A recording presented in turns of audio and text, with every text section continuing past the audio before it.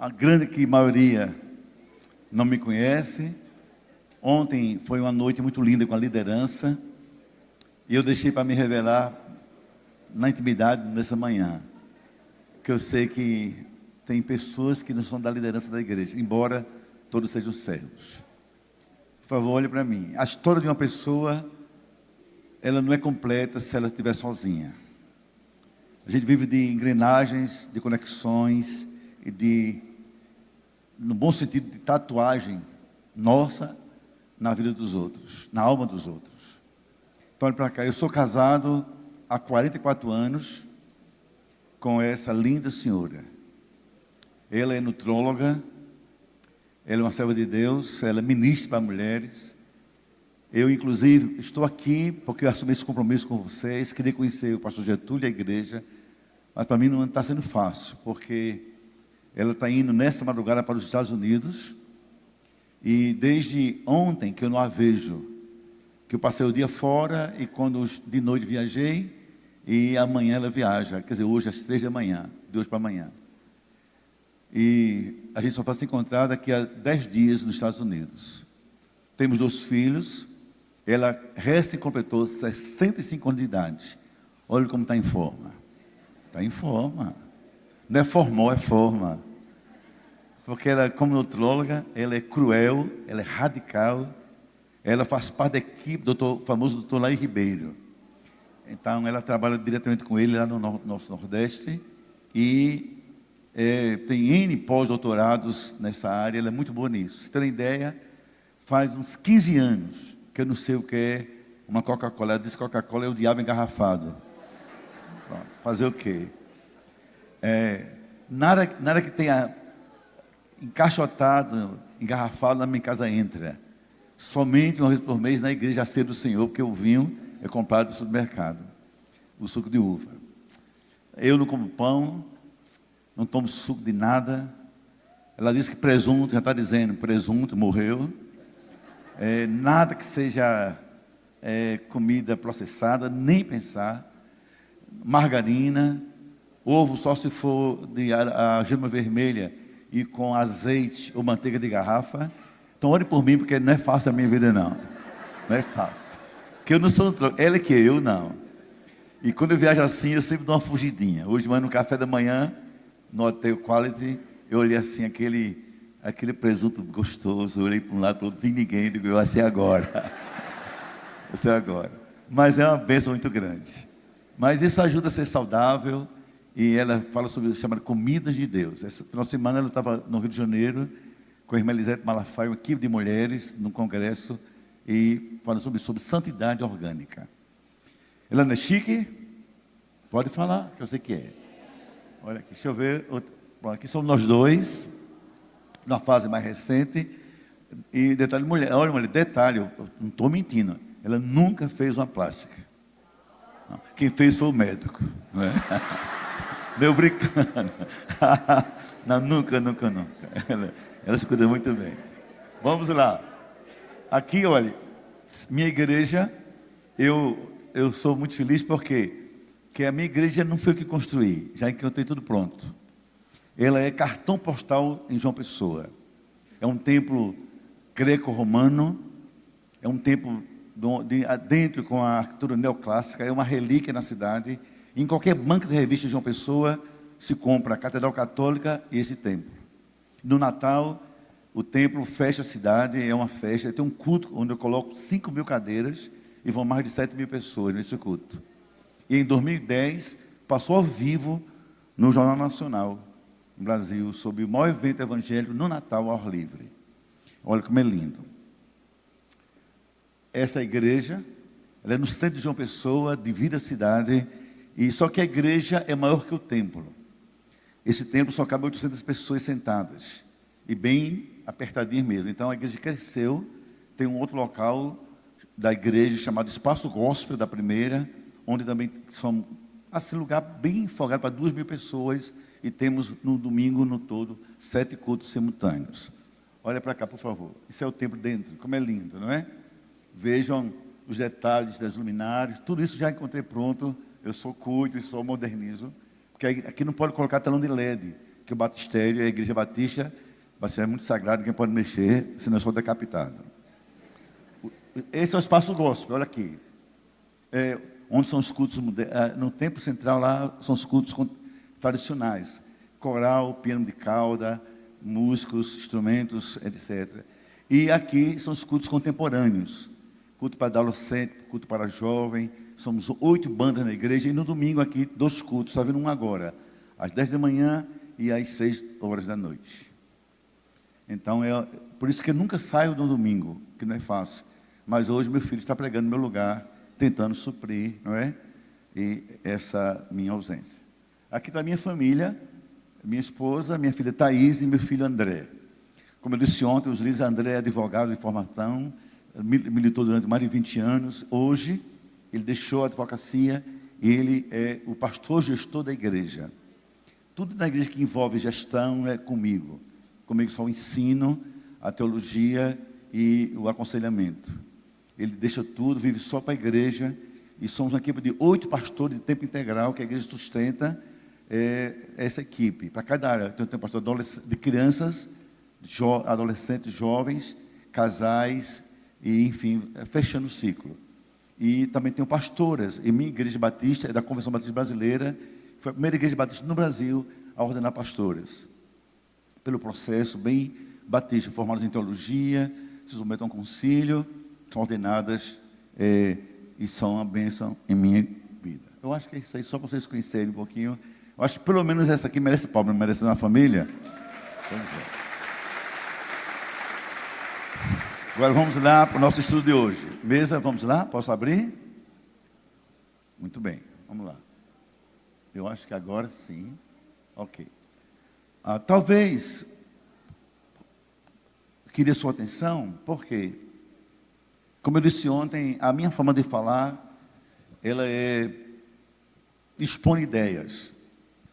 As imagens são só para fortalecer as ideias, mas eu falo espontaneamente.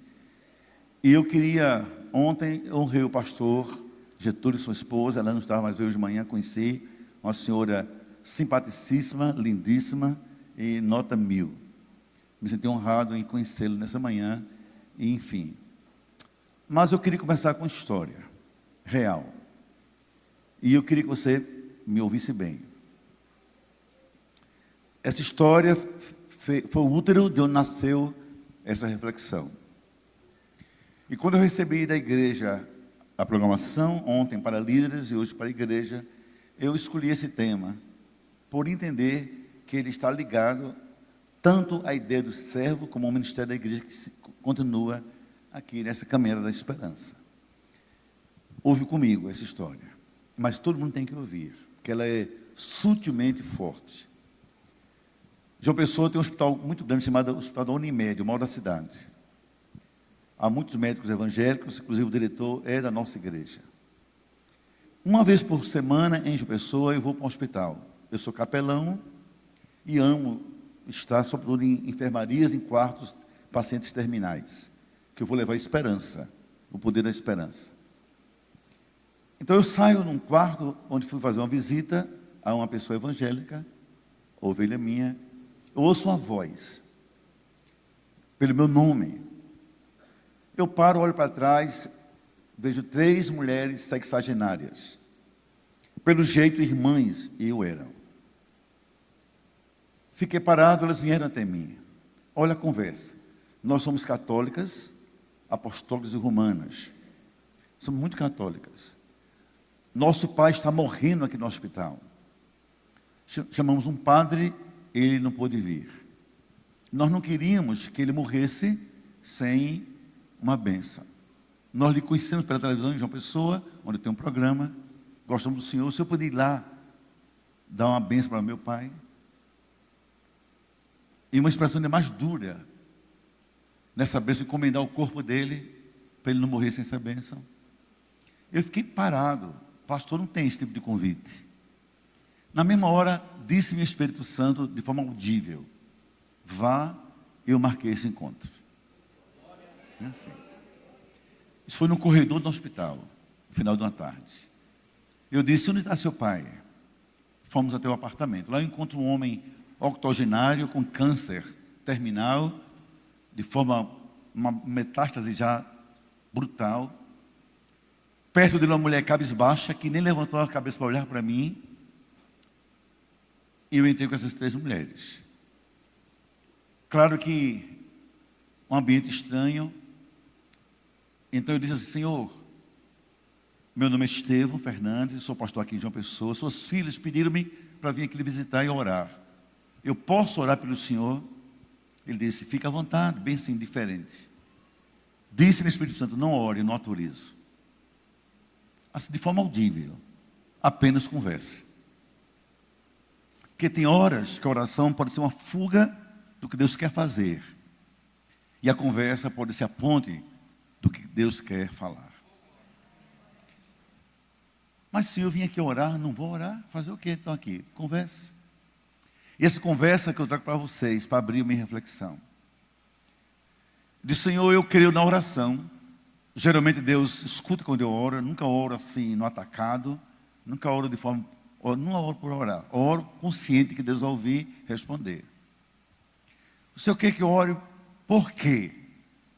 Eu não queria morrer agora.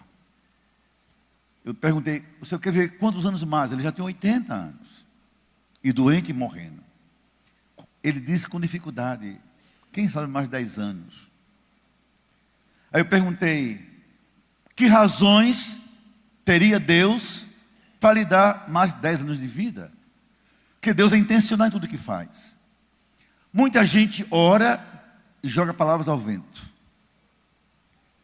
sem entender que Deus não faz porque a gente pede apenas.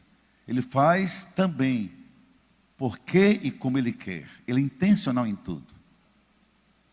Por exemplo, como é que uma pessoa que é mesquinha, avarenta, egoísta, para Deus mais dinheiro, porque Deus vai dar? Para piorar as coisas? A alma dele? E assim é a vida da gente. Por que Deus vai lhe dar 10 anos, Senhor? E o Espírito Santo dizendo a mim: não ore, converse mais. Aí eu voltei-me para as filhas. Que tipo de pai o Senhor foi para essas mulheres? Essas meninas, todas já eram sexagenárias, chamei de meninas. Foi carinhoso, amoroso, presente, colocou no colo. Porque Deus deixaria órfã de um pai tão bom essas filhas? Na hora que eu perguntei isso, a caçula, que aqui retém menos, é menos esponja na relação familiar, teve menos tempo do que as outras, soltou a voz: ah, pastor, nós nunca teremos pai. Olha só, eu fui orar para despedir o homem, para mandar ele para a eternidade. Olha que conversa. Pai? Esse homem era bruto, egoísta, cachaceiro, nunca cuidou da gente, maltratava a gente, e um dia nós o pegamos na brecha do quarto, tentando nos ver seminuas, desnudas, quando voltávamos de uma festa. A gente tem medo dele, pastor.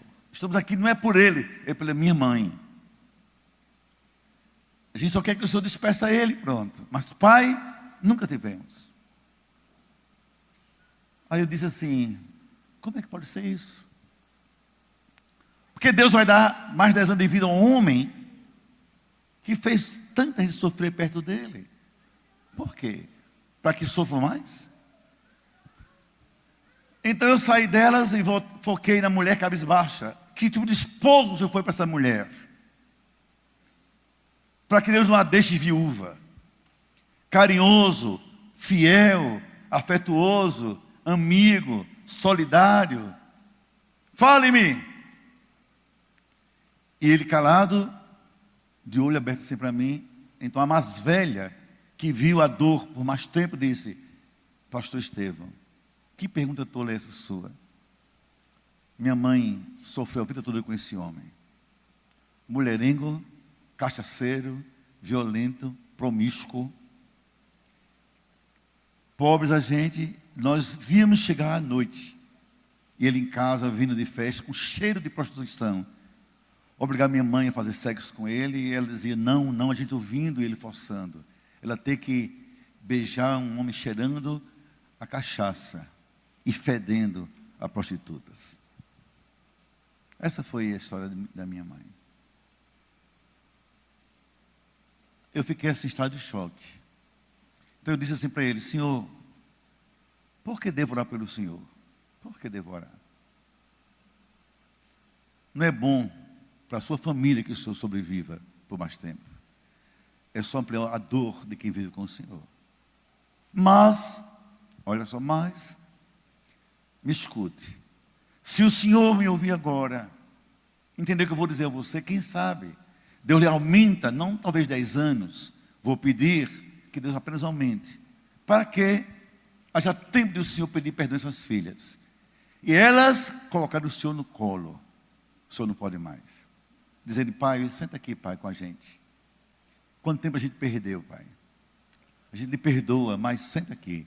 Elas alisarem a sua cabeça e chorarem um pai que nunca tiveram, antes do Senhor partir. Quem sabe, disse eu, Deus lhe dá um tempo dessa mulher colocar o Senhor no colo, a esposa. Ela vai dizer: meu velho, senta aqui comigo. Me beija, ainda que não me sinta mais. A gente não vai mais fazer amor, meu velho, mas eu quero te dar um pouco do amor que restou em mim, como reserva afetiva que mulher carrega como esposa e mãe até seu último tempo de vida. Então, receba meu braço. Meu corpo envelhecido, mas ainda é seu. Nunca dividi com outro. E aí essa mulher levantou a cabeça e começou a chorar. E ele também, sem dar uma palavra. Eu lhe convido a aceitar Jesus como Salvador, para que eu ore. E lhe garanto, o senhor não vai morrer agora. Deus vai lhe dar sobrevida para que isso aconteça. Orei. Ele ali curvou-se, confessou a Cristo. Isso foi numa quinta-feira. No domingo, as filhas e a mãe foram ao culto da minha igreja. Disseram: somos católicas e romanas apostólicas. Em 3 meses já estavam batizadas. Coloquei o meu nome, meu cartão, disse assim para elas: quando ele morrer, me avise, eu quero estar nesse culto. Ele não vai morrer agora, mas vai morrer, claro. E viajo sempre, até que recebi a notícia: ele morreu, nem estava lá. Aí eu me perguntei, e pergunto a vocês: para que serve um pai que não é pai? Para fazer filhos sofrerem?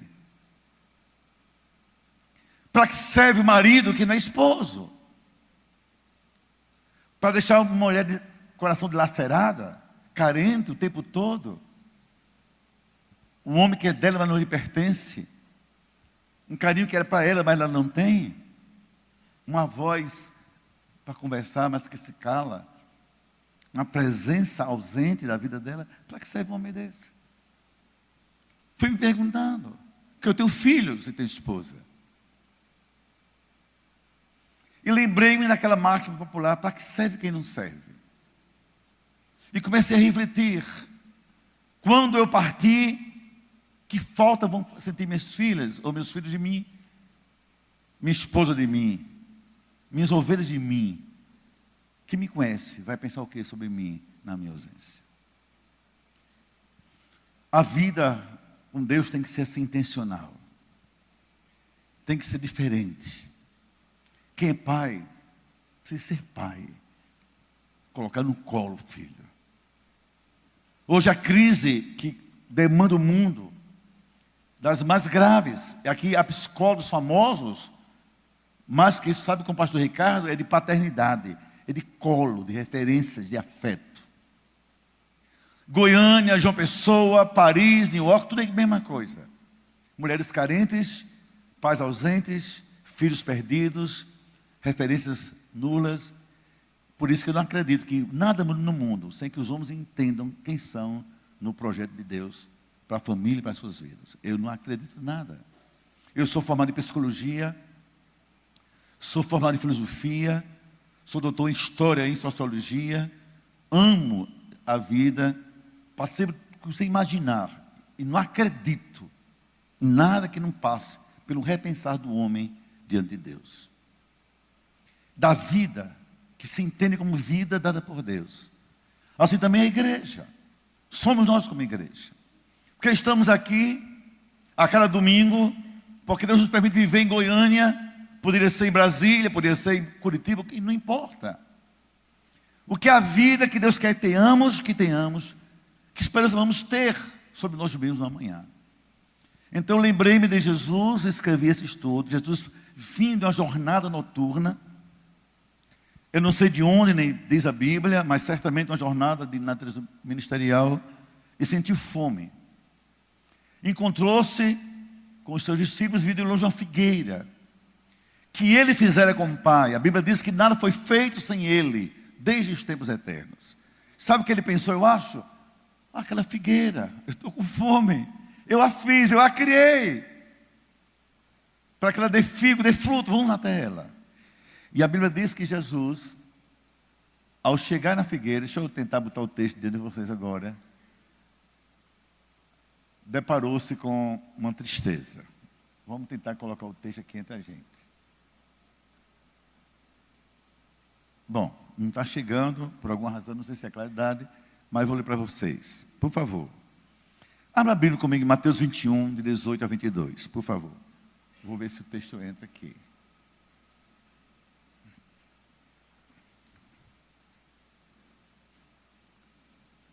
Não está vindo. Mas tudo bom.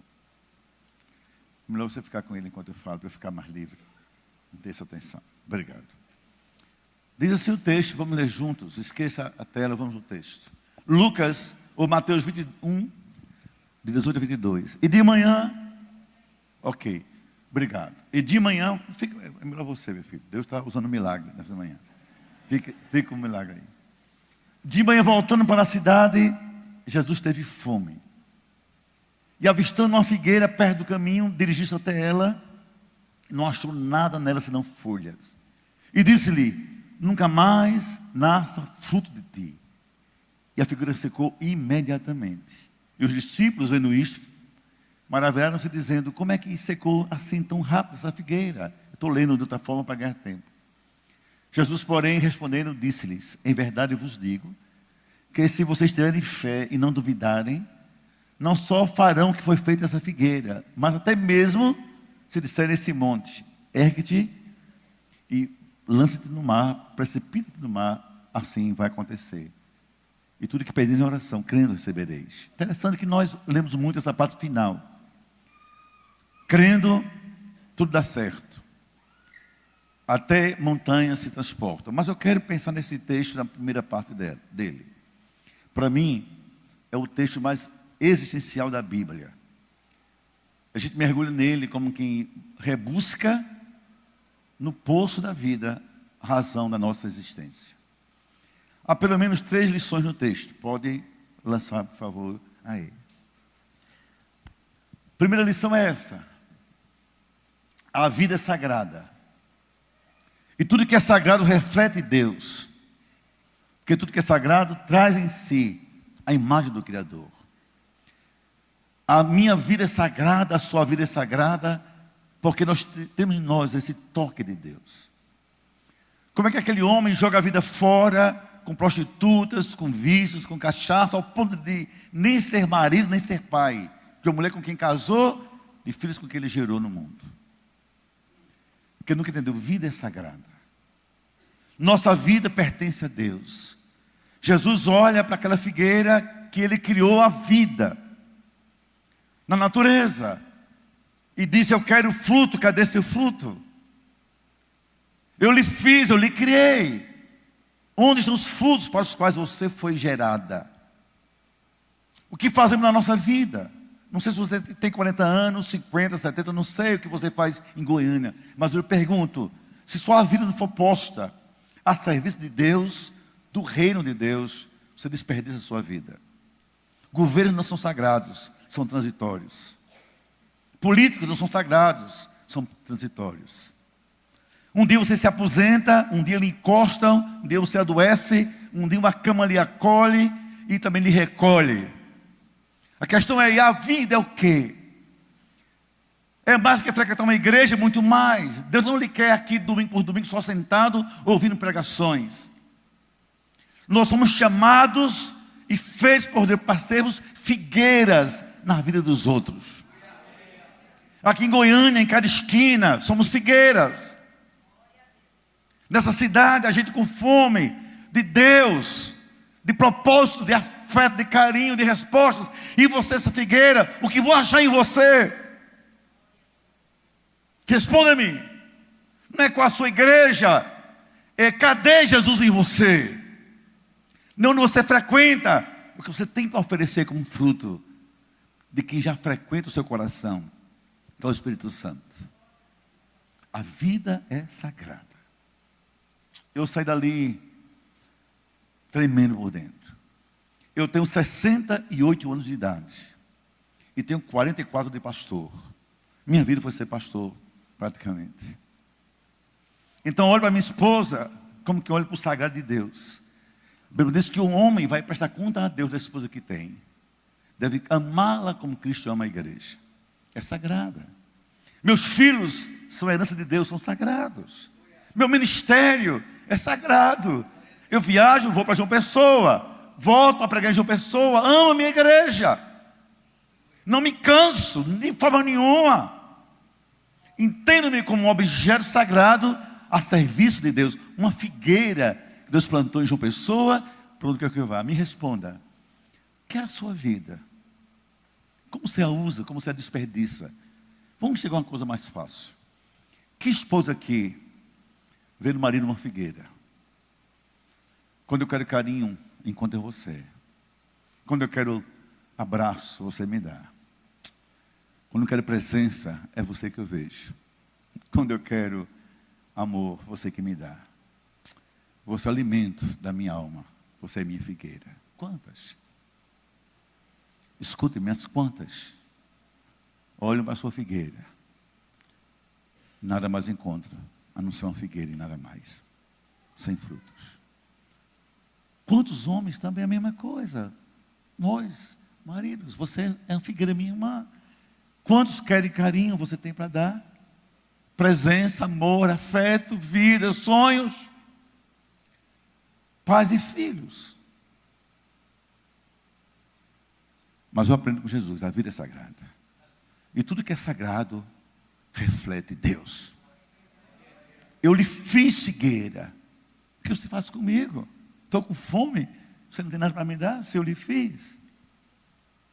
A pergunta é essa para eu prosseguir. Quantos em Goiânia se alimentam de você, figueira de Deus? Quantos? Às vezes não é difícil no condomínio. O crente é o mais chato. É o mais antipático. É o mais ausente. Às vezes no trabalho é o insuportável. O inegociável. É o intolerante. Na família é o ponto de entrave da comunhão, da paz. E às vezes na igreja é apenas alguém no banco, mas ausente do todo da vida. A vida é sagrada. Não a jogue fora. É sagrada. Lição 2. A vida não é só sagrada. Por favor, segunda lição. Aliás, vamos ler comigo junto Romanos 14, 7 e 8. 1, 2, 3, todos juntos.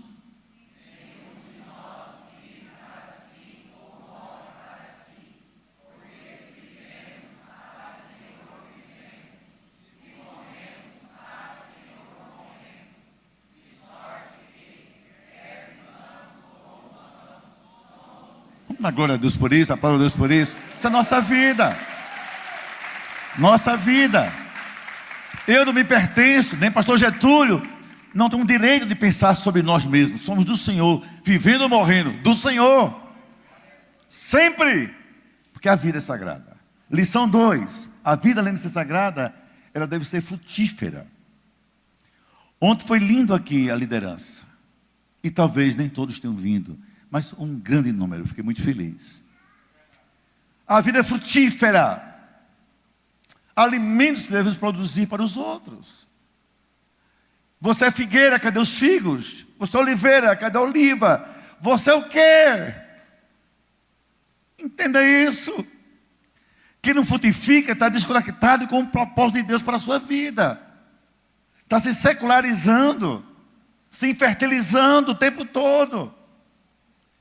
Vou lhe contar uma história para a gente prosseguir, que eu vou demorar menos. Eu sempre fui uma pessoa de mente diferente. Por isso que eu estou aqui. Porque Deus me honra estar aqui. Para mim é essa honra. Eu me lembro que em 2019, antes da pandemia, o arcebispo católico da Paraíba, o seu nome era Dom Aldo de Ciro Pagotto. Digo isso que ele me autorizou a dizer isso em vida. Liga para mim, pela secretária, eu estou no meu gabinete, e diz assim: eu posso ir aí, pastor Estevam? Escute, um arcebispo católico ligar para o pastor Batista, na cidade. Não foi um padre sem relevância hierárquica, o arcebispo. E foi meu gabinete, eu recebi com muita honra. Disse: Dom Aldo, por que o senhor está aqui? Ele bota a mão no bolso, me dá um papel, diagnóstico de um câncer de próstata. Diz: pastor, eu saí do urologista, depois da biópsia. Na hora que eu recebi esse resultado, meu mundo caiu, eu lembrei do senhor. Por que de mim? Você é o bispo, você tem um clero ao seu dispor. Ele disse: não, pastor, o senhor não entende uma coisa. Aqui em João Pessoa, nós, a cidade, o reconhece como homem de Deus. Eu vim para o senhor orar por mim. Não quero ir para lugar nenhum sem o senhor orar por mim. Disse: Dom Aldo, só se você perguntar orar, como eu oro por todo mundo que está doente. Como? Você se ajoelha e unge a sua cabeça. Pedimos que pessoas saíssem, mas ficar sozinho. Quero ficar só nós dois. E depois que eu abracei e orei, disse assim: ainda bem, temos o Senhor aqui, na cidade, homem de Deus. Estou contando esse exemplo, porque se devia ser você no seu prédio. O casal está em crise, chama fulano, é figueira de Deus. Chama fulana, é figueira de Deus. Frutos, frutos. A vida é sagrada e também frutífera. Para que serve quem não serve? Para que serve uma figueira que não dá figos? Para que serve? E olha que coisa linda só. Tudo que é vivo, naturalmente, cresce e frutifica. Não é só o útero da mulher. A vida toda nossa, é assim, toda nossa. Aqui há pessoas, e muitas são fruto da história do pastor Getúlio, sua esposa. Não importa, sabe se está 10, 20, 50 anos que ele está aqui. Não importa, seja ele tem 60, 70, um dia vai ter 80, 90. Não importa, uma vida que frutificou em nosso meio. Quem se alimenta de você? Isso move meu coração o tempo todo. Olha o que a Bíblia diz sobre isso. Por favor, prossiga, querido. Vocês, a mim não me escolheram. Eu os escolhi. Não ficar numa igreja sentado, cantando um hino, repetindo versículo, ouvindo, sabe, avisos. Isso é bom por um momento. Mas sabe para que vocês estão aqui? Para que vocês saiam depois do culto e deem frutos. E que o vosso fruto permaneça. Impacte Goiânia. Sua família. Que a vida é sagrada, mas também a vida é frutífera. E finalmente, a vida tem que ter um propósito. Olha a terceira lição desse texto, que eu entendo. Pode prosseguir, por favor, querido. Na terceira lição do texto. Nenhum de nós vive por si mesmo. Nenhuma vida é um fim em si mesma. Toda vida tem que ter um propósito. Qual é o nosso propósito? E nesse propósito está o princípio da frutificação. Eu vou caminhando para o final. E eu fiz um pequeno esboço bíblico de como Deus pensou o mundo e nos pensou no mundo. E hoje Ele vê o mundo assim. Olha para a tela, por favor. Por favor. Desde a criação, esse princípio predomina para Deus. Pode prosseguir, por favor, querido. Ao criar a natureza, tudo que existe, Deus colocou esse princípio. E foi a primeira bênção de Deus na história. Não foi para pessoas, foi porque Ele criou. Aquela figueira estava debaixo dessa bênção. Aquela figueira do tempo de Jesus estava lá. Olha que versículo interessante é esse. Deus criou tudo antes do homem, os abençoou dizendo: frutificai, multiplicai-vos e enchei as águas dos mares, e as aves também no céu, na terra se multipliquem. Façam isso. Depois Deus criou o ser humano, criou a gente. O mesmo princípio da frutificação, multiplicação. É assim, é a bênção de Deus sobre a nossa vida. E olha o que Deus diz para os homens, quase igual que diz para a natureza. Olha a sequência. Agora é Deus para o ser humano. Deus os abençoa e disse: frutificai, Deus acrescenta: enchei a terra e sujeitai-a, dominai sobre os peixes do mar, sobre tudo que existe. Deus nos fez para multiplicação e frutificação. Não somos estéreis. Eu vou caminhar para o final, fazer uma pergunta muito simples a você. Imagine uma visita naquele quarto do hospital, e você, o marido, então seus filhos, sua esposa, ou você, esposa, seu marido e seus filhos. Pastor, ore por fulano, ele não pode morrer. Não posso perder meu pai. Meu pai é fonte de carinho, de amor. Meu pai, pastor, meu pai é o trigo que alimenta o celeiro dessa casa.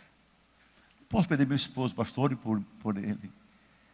Sem ele não tem um abraço, sem ele não tem um amor, sem ele não tem um beijo, sem ele não tem uma presença, uma companhia. Como vou ficar sem ele? Não posso perder meu pastor, não posso perder minha igreja, não posso perder. Isso tem que mexer na gente. Então a gente tem que viver de esperança e não de culpa, de frutos e não de esperanças vazias. Mas uma coisa vai ser agora fechado. É que Deus um dia nos confrontará. Aquela figueira, nunca imaginava que um dia quem a criou encontrasse com ela debaixo dela, a sua sombra. E eu tenho consciência absoluta de que um dia Deus vai me confrontar. Eu não tenho muitas certezas na vida, mas tenho assim clarezas demais da história. Eu tenho 2 filhos, Thaís e André, por isso que eu coloquei a foto. Um dia, quando eu chegar no céu, que eu sei que vou para o céu, Deus agendou comigo uma conversa. E com você também, tenha certeza disso. Sabe como é essa conversa de Deus comigo? Assim, Estevão, senta aqui. Bem-vindo ao paraíso. Que meu filho comprou para você esse ingresso. Com o sangue dele. Agora vamos conversar. Cadê a herança que eu lhe dei? Pastor, Deus, eu sou pastor. Que herança? Com luta demais, criei meus filhos, comprei um apartamentozinho onde eu moro. Não é isso não. Cadê minha herança, meus filhos? Faz o que com eles? Estou na igreja, você os afastou da igreja. Me conheceram pelo seu afeto ou tem ódio de mim porque você nunca foi pai de verdade? Tem trauma de paternidade. Você batia, humilhava, era ausente, era egoísta, era mesquinho. Cadê meus filhos, Estevão? É a minha herança na sua vida. Fez o que com a minha herança? Nem peguei vão mais. Estevão, meus filhos, que você gerou porque eu permiti, nem na igreja vão mais por sua causa. Faz o que com eles, Estevão? Como é que você quer ver na minha presença destruir a minha herança na sua vida? E eu sei que eu vou prestar conta a Deus dos meus filhos. Não tenho dúvida disso. Todo pai também. Segundo, pior, cadê a filha que eu lhe dei para ser sua esposa? Ah, Estevão, eu lhe entrego um adolescente cheio de sonhos, de afeto, de pureza. Você devolve uma mulher angustiada, depressiva, deprimida, doente, sabe? Cheia de ticos nervosos, angustiada, carência. Só fez o que com a minha filha, Estevão? Nunca leu na palavra que você ministrava a sua própria igreja, que o homem cuida da esposa como eu cuido da minha igreja? Fez o que com minha filha? Olha para ela, Estevão. Nem sabe mais como é que vive. Fez o que com ela? E eu vou prestar conta a Deus da mulher que Ele me deu. Não tem como. Cada marido aqui também. É o confronto. Depois sobre a minha igreja. Escute, pastores. Cadê minha noiva de João Pessoa? Aqui a noiva de Goiânia. Estevão não era sua propriedade, era minha noiva. Depois você amar, cuidar, zelar, perfumar, fazer ela crescer. Cadê minha noiva, Estevão? Você dividiu, estragou, isso não é heresia, mentira, corrompeu meu povo nem lá vai mais. Estevão, cadê a Bíblia que você não lê mais? A palavra que você não ensina mais, agora é só show, espetáculo, coach. Estevão, cadê minha noiva?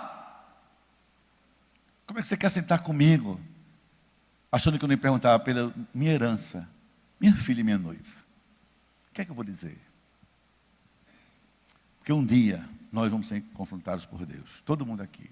Você pode ser médico, arquiteto, empresário, engenheiro, advogado, jurista, professor psicólogo, não importa quem você é. Um dia eu e você vamos sentar perto do dono da figueira. E vai nos perguntar sobre a vida.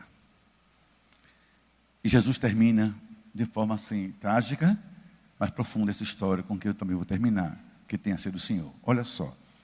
Quando Ele nos confronta. Primeira coisa é isso. Por favor. Nada encontrou, senão vazio. É a frustração do vazio. O que é o vazio? Eu não tenho nada para dar, para oferecer. O vazio é frustrante. Imagine comigo, por exemplo, aqui, uma cena bem impossível, mas real. O marido chega em casa, depois de uma viagem, como eu estou aqui, entra no quarto, a cama vazia. Cadê a esposa? Ela chega, cadê o marido? Vazio. Imagina o coração do filho, cadê meu pai? E vice-versa. Imagina que um pastor chama você para o ministério, fala sobre a igreja e você não responde. Você não reage. Você não se apresenta, fica vazio. Todo vazio é frustrante. Os psicólogos sabem o que eu estou dizendo. Ele causa dores, que causa respostas completamente, às vezes, angustiantes. Onde ele está? Onde ela está? Estou com fome. Não vejo nada em você. Eu vou contar aqui uma história. Meu filho, só um minutinho para eu não me desconcentrar. Pode só um pouquinho mais baixo, viu? Mas está lindo, só um pouquinho mais baixo. Mulheres, quem aqui mulher levanta a mão comigo? Casada, levanta a mão comigo. Mulheres, eu vou contar isso para vocês com coragem. Minha esposa me permitiu dizer isso. Minha mulher é muito alegre. Ela vai para congresso só para fazer o povo rir, porque ela é muito alegre. A alma dela é feliz demais. Profunda e alegre. Chega em casa, ela está chorando. Eu cheguei de viagem, numa madrugada. Minha mulher chorando é coisa estranha. O que é que há, Neide? O nome dela é Aurelineiro, chamo de Neide. O que é que há, filha? Como toda mulher diz sempre assim, nada. Mulher sempre diz nada. Nada não. É a chave para você não parar de perguntar. Nada não, o que, Neide? Aí ela faz igual o arcebispo, tira um papel, um diagnóstico cheio de manchas nas mamas. São nódulos? São xistos, são o quê?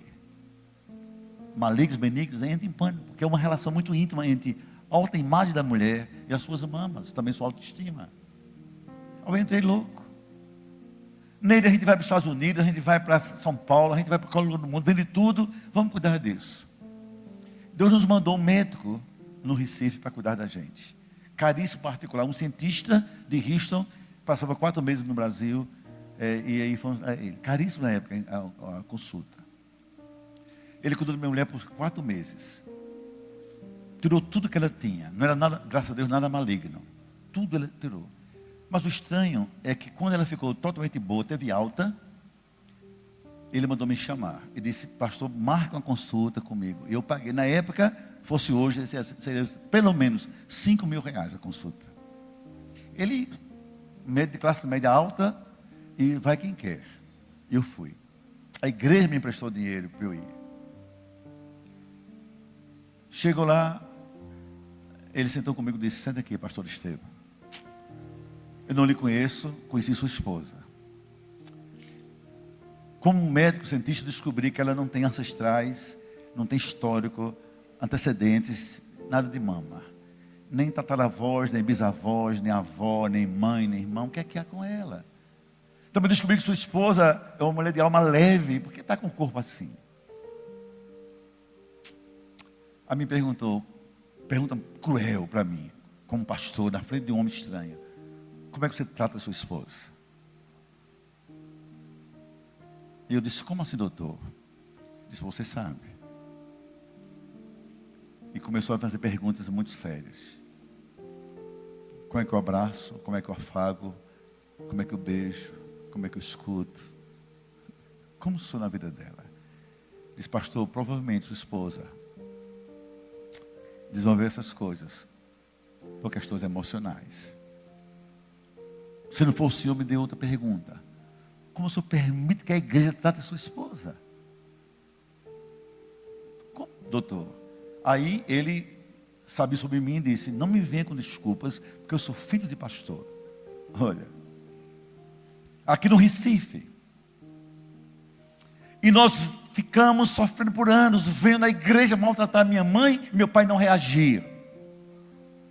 Minha mãe não podia comprar uma roupa bonita, que era dentro da igreja, não podia ter um carro novo, que era dentro da igreja, não podia sorrir porque era mulher de pastor, nem chorar porque também era mulher de pastor. Meu pai não reagia, diáconos maus, sabe, diáconos carnais, humilhavam a gente. Pastor hoje, 2 filhos, meu pai restou médicos, nenhum frequenta igreja mais. A gente tem Deus, mas não quer igreja. A gente viu de perto, minha mãe sofrer. Como é que o senhor permite que a igreja trate sua esposa? Aí ele disse assim: pastor, nunca coloque sobre sua mulher um fardo que Jesus não colocaria, jamais. E não permita que a igreja coloque sobre ela também um fardo que Jesus não colocaria jamais. Paga o preço de pelo menos obedecer a palavra de Deus. Aí me deu o cheque de volta, foi o milhão da consulta que eu paguei. Disse: não quer seu dinheiro, é só para o senhor vir. Disse assim: se sua mulher voltar aqui, não vou gostar, porque a partir de hoje o senhor vai ser na sua mulher ou a doença ou a cura. Deus lhe abençoe. E eu sentei com minha mulher numa cama, sabe, em Maragogi, perto de Maceió. Pedi à igreja um tempo, senta aqui nele numa cama, joguei em cima de uma cama, King, Super King. Fala para mim. Eu não quero ser pastor mais um dia nele, e você não ser feliz perto de mim. Não quero. Eu posso dar aula em faculdade, posso ser psicólogo, ter um meu consultório, mas não quero. Fala pro coração para mim. Ela foi falando: lhe amo, você é uma benção, mas esse mais fere, sangra a alma da gente. Você não deixa o seu mesmo. Você nunca perguntou na igreja, a mim, o que é que eu quero fazer na igreja? Você me dá cargos, mas eu quero ministérios, não quero cargo. Aí saí dizendo: não vou dizer a vocês, toda ela disse: Estevão, eu lhe amo, mas minha alma pede socorro. Olhe para você, deixe-me ver em você esperança para o meu futuro. Só isso. Choramos muito. Hoje vejo minha mulher pregando pelo Brasil, pastores importando no Brasil. Eu não sou nada, como pastor Malafaia, Cláudio Duarte, pastor, todos que você imaginar nesse Brasil são loucos para minha mulher, muito mais do que gostam de mim. Quero dizer assim: minha alma pede por socorro, por favor, cuide de mim. Um dia, todos nós seremos por Deus confrontados sobre a vida que Ele nos deu. Você frequenta uma igreja que tem o nome de ministério, aí na frente não tem nome de templo, eu vi tudo. Geração eleita. Para que você foi eleito para essa geração? Para ficar num banco? Para criticar de forma gratuita que Ele lidera, para não fazer nada, ser figueira sem causar fruto? Cuidado, você está fora do que Deus pensou para a sua vida. Totalmente fora. No confronto vem a frustração do vazio. Tem casais que não ousam conversar, porque ambos têm medo do que possam ouvir.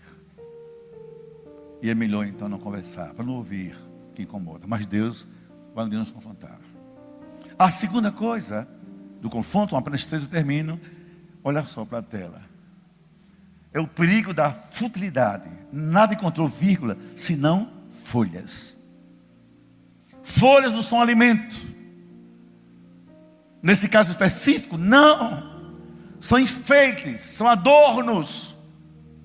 Mas eu estou com fome, não quero enfeite, quero comida, disse Jesus. Não se pode viver uma vida de aparência, irmãos amados. Essa representa aquelas pessoas que na igreja, no serviço, se prendem às futilidades.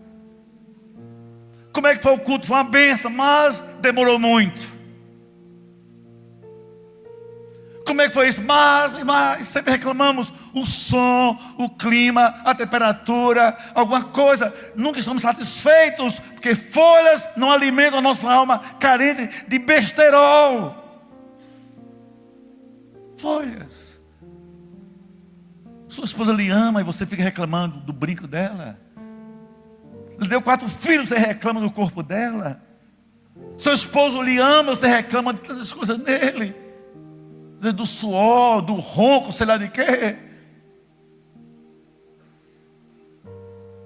Mas quando a gente vive de folha, a gente vive da futilidade. Não se cria uma igreja sob o clima do fútil, mas do que é essencial, do fruto. Ama essa igreja pelo que ela lhe alimenta. Não cobre dela, que ela não tem que lhe dar. Não seja da turma das folhas, mas vá para o fruto. Isso é que faz a diferença em nossa vida. Eu tenho um pavor à bateria, que eu gosto de coisa clássica. Eu sou um homem clássico, totalmente clássico. A minha música, as minhas leituras, meus autores, meus cursos, tudo sou clássico. Minha igreja tem 8 bandas. Tem uma delas do adolescente, que eu nem sei como é que Deus consegue ouvir uma loucura daquela. Toda sexta-feira são quase 400 adolescentes cantando para Jesus, numa escuridão total. Apagam tudo, cantam, tocam, pulam, e tem dança, tem tudo. Quando eu vou, sai logo. Ele diz: pastor, como é que o senhor aguenta? Eu digo: porque eu não quero me prender à futilidade. Isso é a forma que eles têm de viver perto do Senhor. Deixa eles aí. Eu quero meu neto tocando bateria, não quero ver meu neto no colo de um traficante. Eu quero minha juventude cantando para Deus com barulho que eu não suporto ouvir, mas não quero estar tocando em música mundana. Não se prenda à folha, que folhas não alimentam. Enganam apenas o apetite da gente. Eu não vou para a igreja, porque não suporta aquele instrumento. A igreja não é para você gostar ou não, para você se alimentar da palavra de Deus. Mas invista na essência, porque a futilidade é frustrante. É muito frustrante. O vazio, a futilidade, fazem mal à alma da gente. Minha mulher, casei com ela, era morena. Morena, ela é alva, mas cabelo castanho. Achava lindo, lindo, lindo, lindo, minha mulher. Gente, ela tem 14 anos e eu tinha 17 quando namoramos. Ela começou comigo, 15 anos dela eu já namorava com ela. Um dia eu cheguei em casa, dei um susto. Sabe que quase infartar, minha mulher virou loura. Essas irmãs de igreja que são totalmente curteiras e nele, pega esse cabelo, vai ficar linda. O pastor vai gostar, uma surpresa. Ela foi na onda. Aproveitou que eu estava fora, viajando. Quando chego de viagem, encontro uma loura. Parecia Abel Ramalho na minha cama. Cabelo louro todo enrolado assim. O que é isso, Abel Ramalho? Aí ela me disse assim: você gostou? Eu não gostei nada. Olha, respirei, eu digo: amanhã a gente conversa, deixa eu dormir. Aí, olhei assim, eu disse assim: o que é que me importa? Se é louro, se é castanho, se é jóia, o que importa é que é ela, minha mulher. Eu amo a minha mulher, não os adornos dela. Achei linda a Neide. Ela faz 30 anos que está loura até hoje. 30 anos. Mas eu amo mais ainda. Tanto faz. Hoje ela tem 65. Quando eu casei, ela tinha 18. Tenho 2 filhos. Olho para o corpo dela. Não cobra uma mulher de 20. Mas ali está a esposa que eu amo. Ali não tem folhas. Ali tem a essência de uma vida que eu amo. Não importa se minha igreja hoje falta energia. Minha igreja hoje falta o som. Não importa. Importa que é minha igreja. Amo a minha igreja. Quero servir a Deus nela. Isso é que importa. É minha esposa, é meu marido, são meus filhos. Isso é que importa. E finalmente, a maldição da inutilidade. Jesus olha para a figueira e diz assim: figueira, eu te fiz, estou com fome. Eu te criei, estou com fome. Te procurei. Nada tens para mim. Sabe o que ele diz a figueira? Porque eu estou com fome e você não me deu de comer. Nunca mais nasça fruto de ti. A nossa inutilidade atrai sobre nós maldição de Deus na nossa vida. Para que serve quem não serve? E quando eu recebi a notícia daquela família, meu pai morreu, eu estava nos Estados Unidos. Eu voltei e fui visitá-los. Disse assim: eu lamento a ausência deles, mas escute, quem nunca serviu, quando morre, não deixa saudade. Não deixa saudade. Como Deus conta com você? Aqui em Goiânia, você é figueira. E no esquina qualquer, ainda hoje, alguém vai lhe procurar com fome. Às vezes não a palavra, o abraço resolve, o olhar alimenta, o carinho satisfaz. A presença já é abundância. E essa igreja é um celeiro de Deus, que por anos tem nos alimentado. Eu queria que você, nesse momento, ficasse em pé comigo. Ficasse em pé comigo. E eu queria ver aqui na frente, para eu fazer a oração final, 1, 2 ou 10 vidas, só com essa oração: Senhor, eu quero ser figueira, eu quero alimentar vidas, enquanto eu viver. Vem aqui à frente, para orar em nome de Jesus, por favor, venha para cá, eu quero orar por você. Me ensina a ser figueira, eu quero esse alimento. Pode chegando, eu sei que virão muitos. Eu oro para você chegar. Ao chegar, pode vir. Que Deus não encontre em mim o vazio, nem a futilidade, nem eu quero em mim maldição da inutilidade. Eu quero ser figueira, eu quero ser alimento. Pode ir chegando. Deus vai tocar você, eu quero só orar por você. Deixa o Espírito lhe trazer aos poucos. Eu sei que você virá, porque eu sei que Ele está aqui.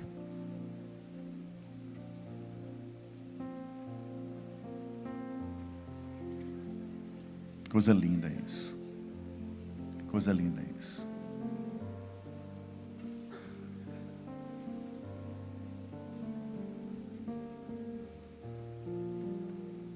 E eu quero convidar. Eu vou orar de joelhos para vocês, mas eu quero fazer isso não só. Eu quero chamar todos os pastores da igreja aqui presentes para subir aqui ao altar e orarem comigo. E eu quero convidar cada um deles para vir aqui à frente. A gente abençoar o povo de Deus nessa manhã, para entregar ao povo. Por favor, pastores, podem subir. Nas pastoras também, é claro.